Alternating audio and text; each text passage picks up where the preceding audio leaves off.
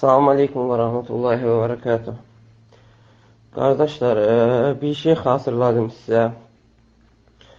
Əhl-i Sünnə və cəmaatın minhəcinin xüsusiyyətlərindən biri də odur ki, Əhl-i Sünnə və cəmaatın minhəci birləşdirir, cəmaat eləyir, parçalamır. Ona görə də Əhl-i Sünnə vəl cəma adlanıb. Niyə görə Əhl-i Sünnə və cəmaat adlanıb? Çünki sünnə əhlidirlər. Quran və sünniyə tabi olurlar. Həm əqidələrində, həm müamilələrində, həm əxlaqlarında, həm əməllərində. Və sünnədə insanları neynir? İnsanları birləşdirir, cəmaat edir. Və buna görə də Əhl-i Sünnə və cəmaat adlanırlar. Nə üçün? Çünki sünnə birləşdirir. Bunun tam əksi olaraq isə Əhl-i Bid'ə vəl-Furqa adlanır. Bidət və parçalanma əhli. Niyə görə bidət və parçalanma əhli adlanır?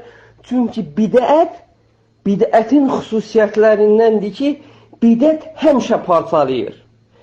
Bidət parçaladığına görə bidət əhli və furqa əhli adlanır. İndi siz fikir verin. Dəvət başlayandan Əhl-i Sünnə hamısı cəmaat idi. Bir yerdə idi. Cəm idi. Qardaş idi. Bir-birinə can deyib can eşidirdi.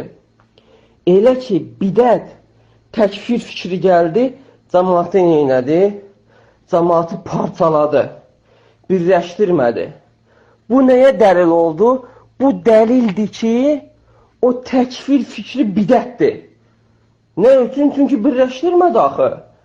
Sünnənin xüsusiyyətlərindən biri nədir? Birləşdirmək, cəmaat eləmək. Bir şey parçalayırsa, o sünnə ola bilərmi? Xeyr, nədir o? Bidətdir. İndi bax, bu məsələyə baxın. Biz dəvət başlayandan eyni minhəcdiyik. Eyni etiqaddıyıq, eyni əqidədiyik. Və qamət getdi, oturdu, taziklərlə dəyişdi.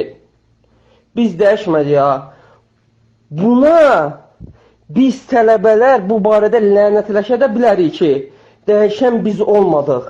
Dəyişən qamət oldu. Gedib taziklərlə oturub durandan sonra dəyişdi. Taciklər özləri də dedilər ki, qamət bura gələndə 2002-ci fikirlərində idi, biz onu format elədik. Qamət dəyişəndən sonra gətirdiyi təzə minhəc cəmaatı birləşdirdi mi, yoxsa parçaladı mı?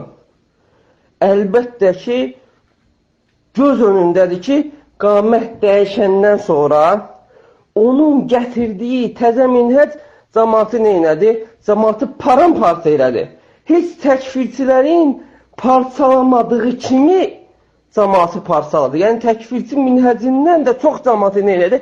Parçaladı. Bu da nəyə dəlalət edir? Bu da dəlalət edir ki, qamətin gətirdiyi təzə minhəc sünnə ola bilməz.